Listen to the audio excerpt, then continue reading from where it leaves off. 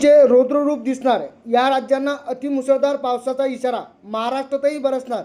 भारतीय हवामान विभागाने दिलेल्या माहितीनुसार 9 जून रोजी नैऋत्य मान्सून महाराष्ट्र, कर्नाटक, आंध्र प्रदेश, तेलंगणाच्या काही भागामध्ये आगेकूच केली आहे. आता उद्या अनेक राज्यांना पावसाचा कहर पाहायला मिळणार आहे. देशाच्या विविध भागात मान्सून दाखल झाला आहे. खास करून दक्षिण भारताला पावसाला सुरुवात झाली आहे.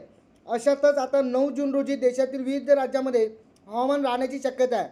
भारतीय हवामान विभागाने दिलेल्या माहितीनुसार मान्सून महाराष्ट्र, कर्नाटक, आंध्र प्रदेश, तेलंगणाच्या काही भागामध्ये आगेकूच केली आहे. त्यामुळे आता मंगळवारी दक्षिण भारत आणि ईशान्य भारतात मुसळधार ते अतिमुसळधार पावसाची शक्यता वर्तवण्यात आलेली आहे.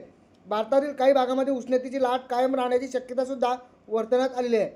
उत्तर भारतात उष्णतेचा तडाखा कायम राहणार आहे. मंगळवारी उत्तर भारतातील हवामान प्रामुख्याने कोरडे आणि उष्ण राहण्याचा अंदाज आहे.